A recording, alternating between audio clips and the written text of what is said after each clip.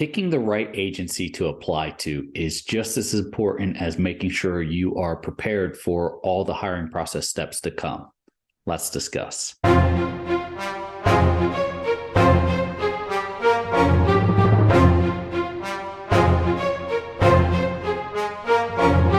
Before we discuss the right size agency you need to pick, those gifts are in the description for you. The Getting Started workshop is going to walk you through each stage of the hiring process, and it's going to help you understand, hey, maybe this is the type of agency size I'm looking to apply to.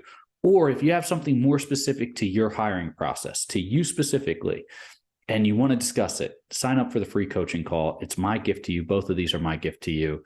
I hope that they help get you to where you need to become a law enforcement officer and achieve that goal and that dream of yours.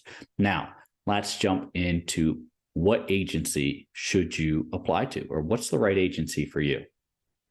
There's a couple different ways to break this down. First, I want to discuss size, right? So let's break down agencies into size limits. So small, medium, and large agencies. A small agency is anything with 49 or less officers, or you could just say 50 or less, right? Let's go with 50 or less. So 50 or less officers. 51 to 100 is a medium-sized agency. And then 101 and higher will be considered a large-size agency. And that's just for this video, but that's really how a lot of agencies identify across the nation anyway. So a lot of states determine, and even federal determinations on the size of an agency is based on how many sworn officers are in that agency. So 50 or less is small, 51 to 100 is medium, and 101 and greater is large. Now, what do each one of these agencies have going for them for individuals to apply? And let's start with small, right? Now, with an agency ranging, maybe it's ranging from 7 full-time officers all the way up to 50 full-time officers. It really doesn't matter. It's still going to be looked at very similarly and still going to have the same funding capabilities mostly.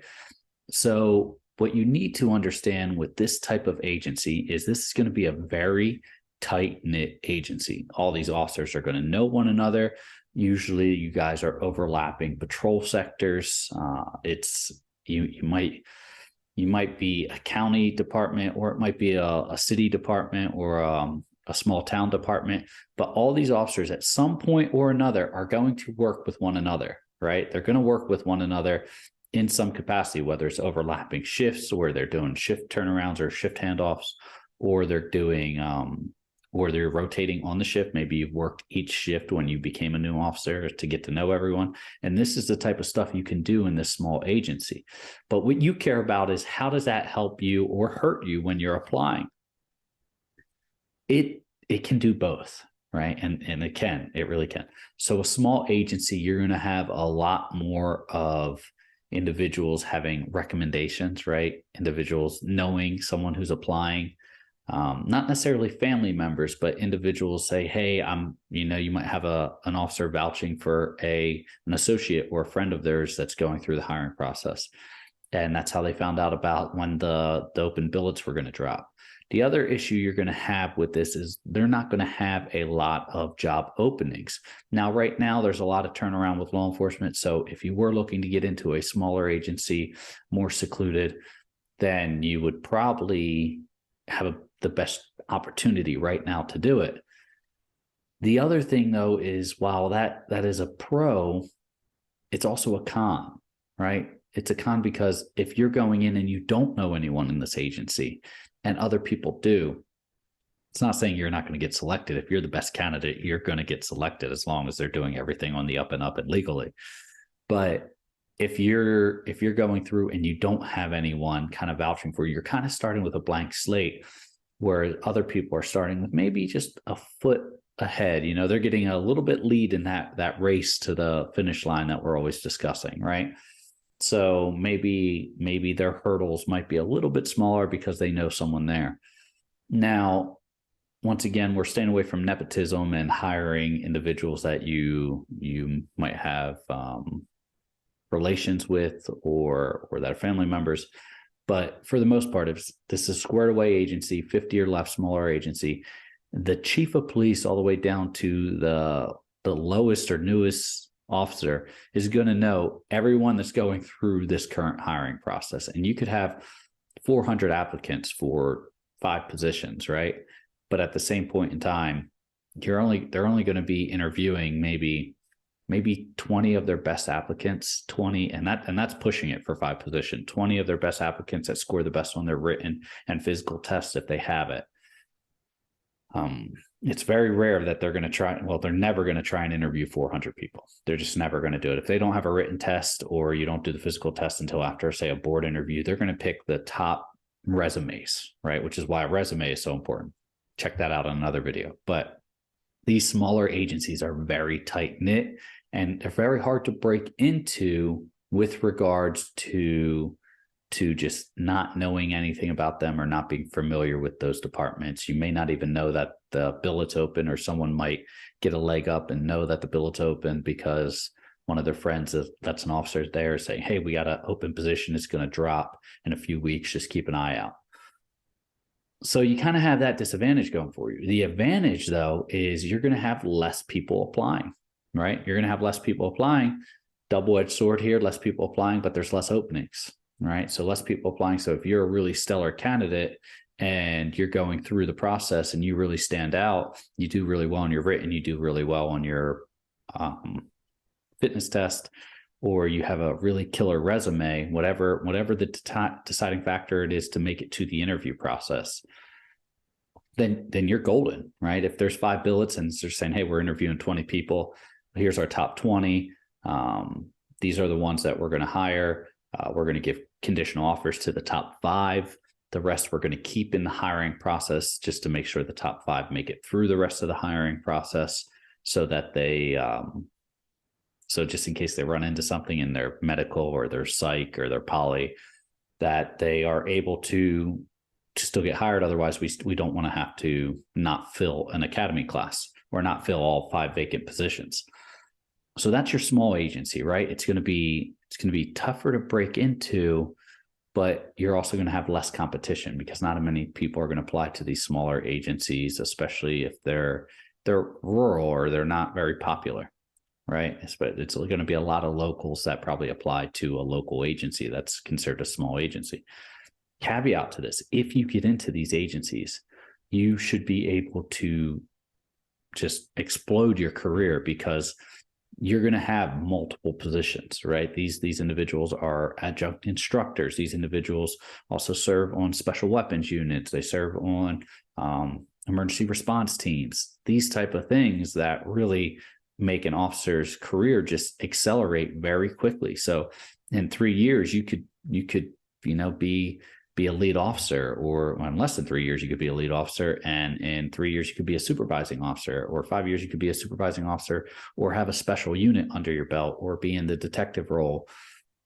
There's a lot of chance, or you could just have a lot of training, like advanced training under your belt, because they need everyone to be on the same page because there's only so few of you.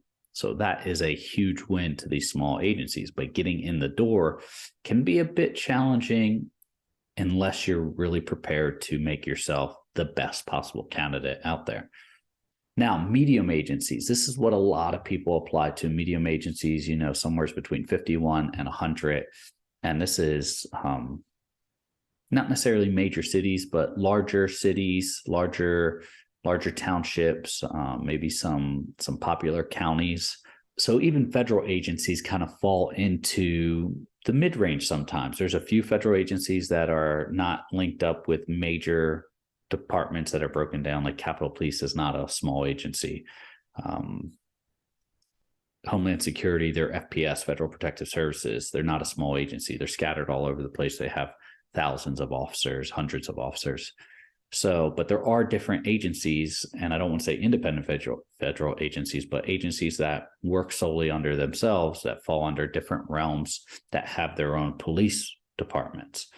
So those agencies, there's a few federal agencies that fall under this mid-sector, or this mid-range size agency, and those, but more often it's the smaller cities and the larger populated counties that really kind of fall under this township small townships rarely hit the mid-level, but these are the departments that most people are thinking about applying to.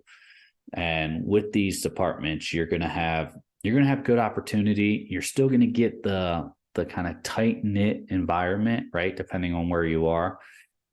If you're up around the 100 realm, I mean, you're a little bit excessive, but at the same point in time, you're still going to 100 people. You're going to know 100 people. I'm sure you went through college or university and you knew 100 people in your graduating class. So, or that you're currently in with, if you're currently still in college.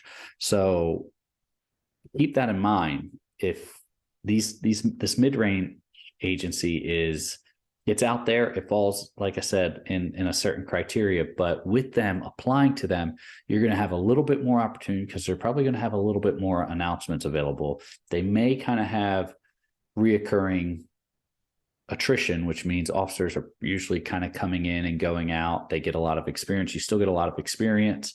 You lose a little bit of that personalness. You may not see your higher ups as often. You may not even go through the hiring process with your higher ups. So what I'm saying by that is you might have a lieutenant that's running the recruiting process, and you might never see the captain or the chief or the commander, or however the rank structure is set up for that department. The sheriff, depending on how big it is, you may not even deal with them until you get brought on board, right? So these are the type of agencies that you really want to be squared away for. You want to have everything, all your I's dotted and your T's crossed. You want to have all your prep work done, because these agencies have a fast system, right? They have a system that is comparable to the larger agencies, but still small enough that they can dive in a little bit more independently. So that means your background investigation, they can be a little bit more thorough. Your poly, all this, they're not gonna put out a blanket application process for 400 officers. It's just not there. At best, they might have a churn of 10 officers at a time. They might send 10 officers at a time to the academy. Or, maybe if they're hurting right now, they might be down 30 officers and they might need 30 officers to send. But if they don't have their own academy, they're still limited to what the academy can slot for them, how many positions the academy could slot if they're sharing an academy with other departments. So as you apply to these departments, you want to be really squared away, because you're competing against more applicants, because these are larger cities, more people want to work there. Sometimes they're in really well-located areas, so it's a higher population, which, as I said before, don't think people are not applying to become police officers. They definitely are. And you want to make sure that you're going through the process as prepared as possible for the application right off the bat. The application, if they call you in 2 weeks, you want to have all your documentation ready. These are the departments that are hiring more, but are still very, very specific and selective about who they're hiring. Much like a smaller agency, they still have that ability to be selective, right? They're not that grand of an, when I say grand, I mean they're not that large of an agency that they don't have the time to be selective other than the academy dates. These ones are probably going to be your more challenging departments to get on with sheer fact of they're big enough to just consider you a number, but they're small enough to dive into your specific situation as well. So becoming a more of a having that one-on-one relationship with them may not necessarily be available to you. Some people it will be, but making a connection there and making the ability to build rapport with the hiring officials is just unlikely with these mid-size agencies, because they are large enough that they got to keep things moving. All right, let's get to the large agencies now. The large agencies are the agencies that are going to be, one, the easiest to apply to and the most difficult to apply to. So the large agencies are used to having a constantly going hiring process, right? They understand that officers come in, they lateral out, some of them resign, some of them retire. You got an agency that's from 101 up to 2,500 or 4,000 officers. You get up around the 4,000 officer range, and people are just gone all the time. You're losing people. You're always gonna have churn. And with that, they need to constantly be hiring. Now, what's made that possible is the fact that they have a long line of applicants. Now, thankfully, the applicant pool has shrinked over the last few years, but that doesn't mean that the applicant line is still not there. And I'm not talking about these agencies being hiring pool agencies either, where they just take your information and put you on a list for whenever a position comes up. I'm talking about open billets where they're saying, hey, we need to fill academy classes every single time because we have open vacancies all the time. New York City, Los Angeles, any of these big sheriff's offices, all of these, they always have open billets, whether it's 10 or 100 or 200, there's open billets. And so with them, they've become very efficient at doing this. Now, they've also tried to streamline the process where they've removed things. They've removed things such as polygraphs, not all of them, right? Don't think like, oh man, I'm just so nervous about poly. Let me just not go to an agency with one. That's not all of them. They've also, some of them have kind of went to third-party systems for testing, like the NTN test, where you can kind of do it remotely or at a testing center where it doesn't tie up any of their hiring officials or police officers' time. Whether you agree with that or not, I won't even touch my personal opinion on that. I've went over it before, but they're just so large, they constantly need to be hiring. And so they're constantly opening their vacancy announcement and saying, hey, open now, and they're running through the process every 3 to 6 months. They're going through the process. Now, this is great because you can always apply. It's difficult because you're always applying against a lot of people, and it's even harder because they've become extremely efficient at hiring. So if you're thinking, hey, I just want to go through a smooth, seamless process where I'm just going to be able to skate through it, these agencies are, while they may be task saturated, they are very good at what they do when it comes to the hiring process. If you're choosing to apply to a larger agency, once again, these agencies have become large for a reason, right? They serve a lot of people. And the last thing they want is more scandals. So they need to make sure that they're hiring the best candidates. And that's why each one of these processes is a process that can completely knock you out. And they don't even look twice at you. They don't give you a chance to explain in these large agencies. We have enough applicants as their mindset. And we're just, if you don't pass a certain section, you can apply again later, or you're permanently DQ'd for life. Whatever they decide, you're stuck with it. You can't argue it. They don't care. They won't even respond to you. That's how they are. The big thing you have to figure out is which agency is best for you. Now, the larger agencies you're probably going to be able to get on quicker with, as long as you don't have too many hurdles in your race. The medium agencies, not as quick, but they're probably more efficient. And then the smaller agencies will probably take the longest, just because they have people sharing tasks and things along those lines. Your best bet is to choose the one that appeals to you the most and appeals to your career. But the nice part is if you're applying to any of these state or local or city agencies, you can always lateral later on after you get the academy under your belt. So if you do have an option to get into one and you're saying, hey, this isn't my number one pick, but they're willing to pick me up right now, put me through the academy, it is so much easier to lateral as an officer than it is to start as a new hire. So kind of keep that in mind. I hope this one's helpful. This one's pretty technical, and we're kind of breaking down more in depth of what's needed for you. But remember, if you do need help with anything, those gifts are down in the description. The Getting Started workshop walk you through each stage of the hiring process so you don't jack anything up and then get kicked out and have to start the process all over. Plus, there's some hidden bonuses in there, as well as your free coaching call with myself. If you have something specific to your hiring process or to the start of your hiring process, I'm here to help. I'd love to jump on a call with you and we can discuss whatever you need to. As always, stay safe, and I'll see you next time.